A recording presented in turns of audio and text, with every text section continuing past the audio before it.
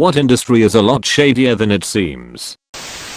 The maritime industry. Most of the big companies do things by the book and treat crews well, because they are afraid of lawsuits and unions. But much smaller mom and pop companies break laws and violate safety regulations with reckless abandon because they are not as visible and can stay under the radar, so to speak. It's very common for a small company to ask a captain/crew to do something illegal and dangerous in order to increase profit, and for the captain/crew to comply out of fear of losing their jobs. And that's just the US maritime industry. Sailors from poorer nations who work on ships are often fed little more than rice and cheap ramen for months at a time and paid pennies for their back-breaking work. I love running tugs for a living, but the industry as a whole is rife with shady business.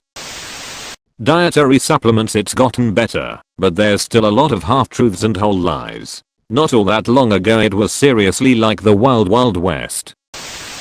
A lot of hobby fish importing is pretty shady. You have farms of certain types of fish like bettas in some areas of the world that are run with the fish in horrible conditions. Which is why a lot of the ones you get in a major chain store are sick before you even bring them home. The stores will blame the fish being stressed, but I've ordered and received hundreds of fish from small breeders/sellers and outside of Cory catfish that really enjoy committing suiciding by poisoning their own water. The fish arrive healthy and fine. Outside of boutique fish farming, the way some wild fish are caught is just horrible. The trappers will likely poison the water supply to knock out the fish, then scoop them out of the water without a care for that area's ecosystem. This has led to the depletion of some natural species to the point they are now endangered. Lastly, boutique fish sellers/major chains do not give half a rat's ass what happens to the fish in the end.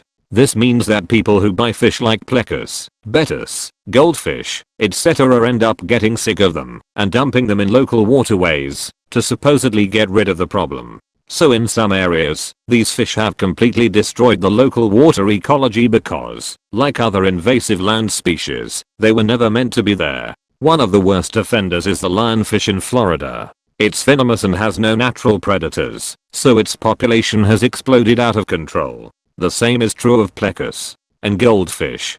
Basically, releasing fish into the wild is a terrible idea. Releasing any animal into the wild can have disastrous consequences, but fish are being released into a very limited ecosystem and outside of a few diseases. If they can adapt to the water and have no predators, they will survive and breed incredibly quickly. I love my fish, I love the hobby, and there's a lot of value to it as global warming may make things like reef tanks a valuable source of coral in the future. But there's also a lot of bad to it.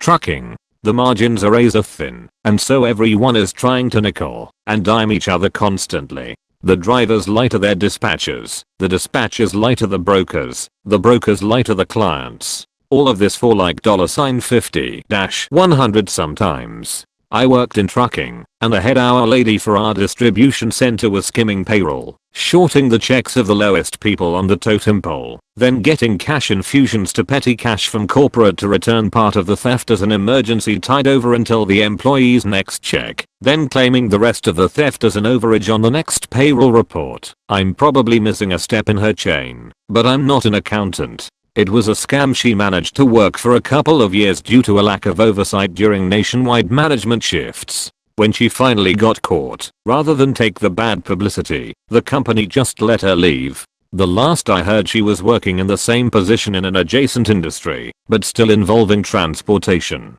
C'est la vie. Eyeglasses. You have no idea the snow job they put most people through when it comes to buying them. It's far worse than trying to buy a new car from a dealership. Wholesale frames are about $5 to $20, wholesale lens blanks are another $10. Any kind of dip coating, UV, tinting, etc. is negligible cost and effort to apply, literally pennies. To top it off, they don't even do a whole lot in the house, but send it to labs, which are basically sweet shops that can take up to 2 to 3 weeks when labor time is literally under 5 minutes. Instead of training real opticians and technicians, they're just glorified sales staff now. Most of the time they don't even bother with proper measurement for PD, frame width, or arm fitting. I was an optician in the early 90s. I'm horrified at what the business has become. All industries are shadier than they seem. I used to work for a flute manufacturer, and it was shady as hell. Recruitment industry. Some examples. Fake jobs to lure candidates for registration. Piss trainee negotiation tactics of telling a candidate there is a better candidate who wants less, so we recommend less for you to get the job, especially for contractors. Backquote coveting off pitching and telling a candidate they have been sent to a line manager but in reality they haven't been submitted because 2 others from the same recruiter have already been in interviews. If they fail you may get a chance. Lot of coded ways to put on database info on your age, non-professional related appearance, and ethnicity. Ageism, sexism, racism is rampant in hiring. A lot more dodgy stuff behind the scenes. Source was involved with the industry on a global level for over 15 years before I changed careers. Pet industry. Basement puppy mills and dogs that are so inbred they can hardly breathe. There are plenty of ethical breeders out there, and some unlicensed breeders are ethical, even if in a legal gray zone, but the conditions of some of the so-called puppy mills can be really bad. Sometimes when breeds are mixed, and the pup gets the recessive genes the breeders weren't looking for, they straight up euthanize it, because they know it won't sell. Not to mention how many purebreds are actually not pure at all, and sold as is. Shady. This will probably get buried, but glitter. A manager of one of the biggest glitter manufacturers, Glitterx, said in a 2018 interview that most of the glitter they make goes to one buyer for single industrial use. When asked who the buyer was and why they need so much glitter, she said, "Oh, I definitely can't disclose that." When asked why, she said, "Because they don't want anybody to know it's glitter." Ever since this interview, people have been trying to guess what company or industry secretly uses most of the world's glitter and why they want to keep that use under wraps. Avocado farms. Most of the farms in Central America are taken over by the cartel because of how much money is in selling avocados. Mattress industry. Specifically, mattress firm. Worked in the mattress industry for a bit at a startup. Basically 90% bullshit. And the worst part? We had a real doctor serve an advisory role for our products. He debunked a lot of nonsense claims about mattresses like your pillow is 50% of your spinal support that the salespeople use to sell you accessories. The salespeople would argue with him as they knew better. Kool-Aid is strong there. Some of my favorites I learned are the Zip Direct 2-door in a box foam bed. Companies like Tuft and Needle use the same material from the same manufacturer. There's hundreds of them. Just put them in different boxes and sell at wildly different prices. Side sleeper, back sleeper and stomach sleeper is baloney. You toss and turn at night on purpose to help prevent blood clots. No mattress will keep you from tossing and turning for the reason above. It's a natural thing you're supposed to do. More layers doesn't mean a better mattress. A lot of companies add in cheap materials like upholstery foam to just claim there are more layers. Maybe 1 layer of nice springs, then just 10 layers of various types of cheap foam to get the layers higher. One that actually is true is heat. If you frequently are hot at night, foam mattress is not good for you. It's an insulator and will trap your heat on your body. In general, air and spring are better beds because of heat. Your body needs to dump temperature at night to get into full, deep sleep. If it's too hot, you won't sleep well. Advertising. We don't really give a fuck if it works. We already got your money. Even better, it's practically impossible to say it didn't work. Your sales stayed flat? Just think how much they would have dropped if you didn't run that ad campaign. And when you go out of business, we sell to the business that takes your place. Recycling. A dirty little secret of the recycling industry is how much is either shipped overseas and dumped in a landfill or just sent directly to your local landfill. The good news is the toxic stuff is what is sent overseas. Well, good news if you're not in a poor country, I guess. Recycling is a much more palatable than selling our trash to China as raw materials. Jewelry / gems / diamonds is pretty dark. I've seen that movie. Me too. Fuck Thanos.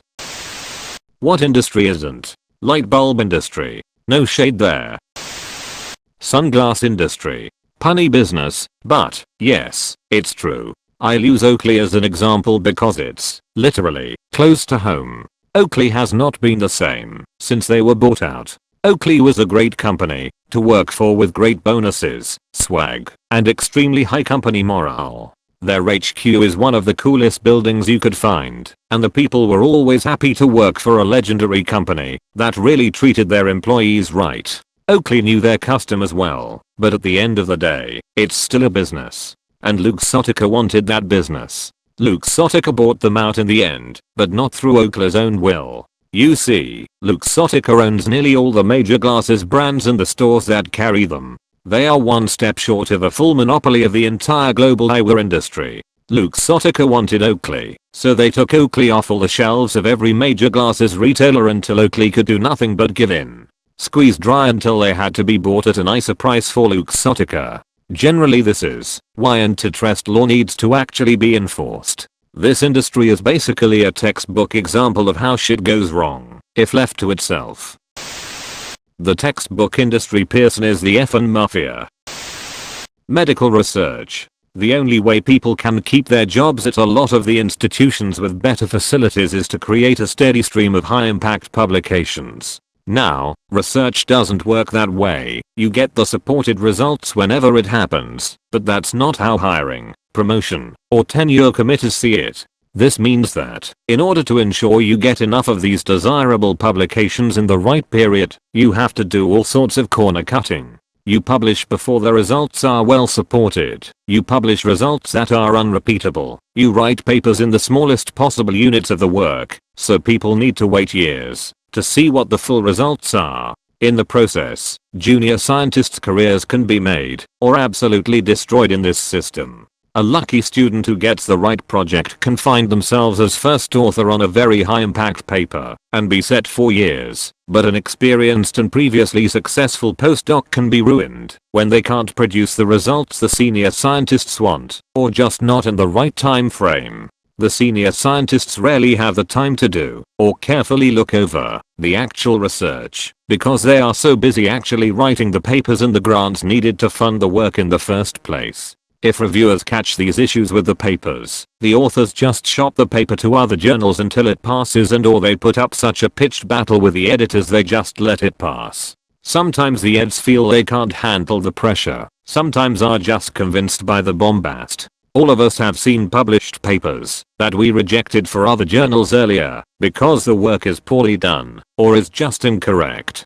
To be clear, the authors really believe in their papers, even when they are aware of their shortcomings, and they usually have plenty of evidence that papers, just as problematic or worse, have been published, so why not this? On top of everything, the universities and research institutions work over these findings with their press department, and by the time it makes it to journalists, the story is so distorted that it's barely related to the actual work.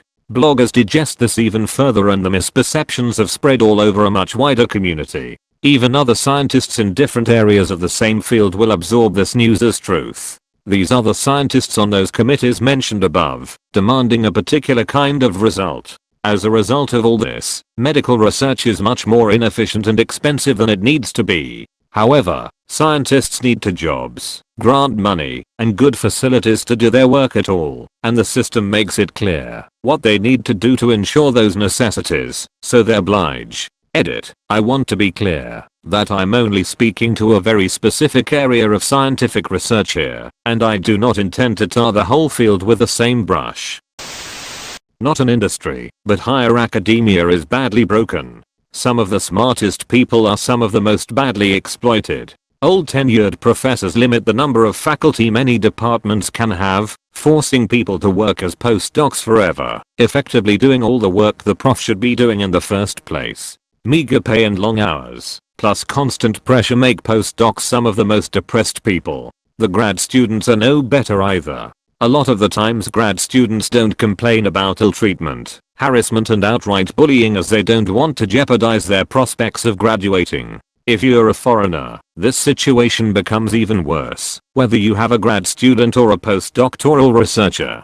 My university recently had massive protests and strikes over grad student wages and treatment. It was looking like they were gaining traction for a bit until coronavirus hit. The university responded by basically mass firing the TARs. It was really disgusting.